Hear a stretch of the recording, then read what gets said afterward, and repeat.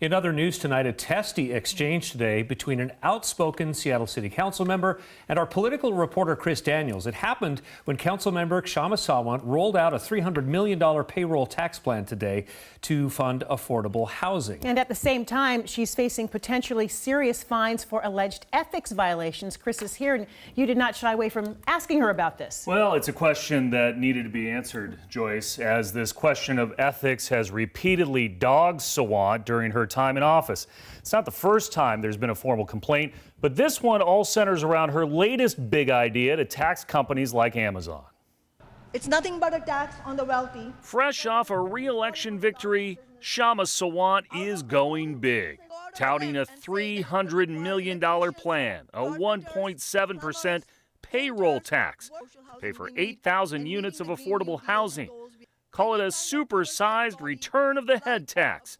But the Seattle Ethics and Elections Department has charged her with violating city and potentially state law for using city resources for other than a city purpose, namely promoting a ballot initiative with taxpayer money, like with flyers using her official Seattle seal. Councilmember, I'd like to give you an opportunity to answer the allegations that were brought up. I don't believe it's an opportunity, but I'm happy to do that. But I want to see if there are any other questions on the legislation itself. Sawant dodged questions about the allegations today. Councilmember, back to the original question on the opportunity. This was front page news all over. This was front page news all over the last couple of days.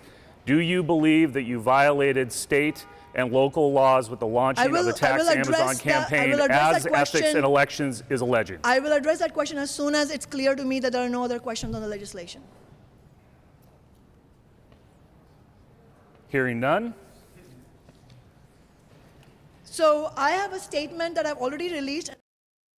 Yeah, in fact, and on cue there, as you saw, Sawant handed out and read a prepared statement which said in part that she looked forward to meeting with the commission to resolve this matter. She faces a $5,000 penalty per violation if that commission rules against her. Her draft legislation on the tax itself has not been filed with the council, but as it stands right now, Seattle Mayor Jenny Durkin released a statement to King 5 today saying, quote, "I believe that big businesses can and should pay more to address our challenges, but this proposal that is 6 times bigger than the failed council head tax proposal is not a plan that I can support."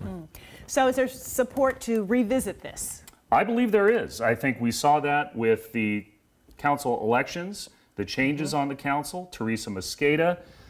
We also saw Tammy Morales come out and say in recent weeks that she believes this issue should be readdressed, but there is going to be a question here. There's also some state legislation that is looking at potentially giving King County the authority for a payroll tax. So competing pieces of legislation. It does seem, though, that there is a groundswell of support in this city to revisit this issue, but that $300 million number is a big one, and that is going to be tough, I think, for some people on the council to swallow. All right. Chris, thank you.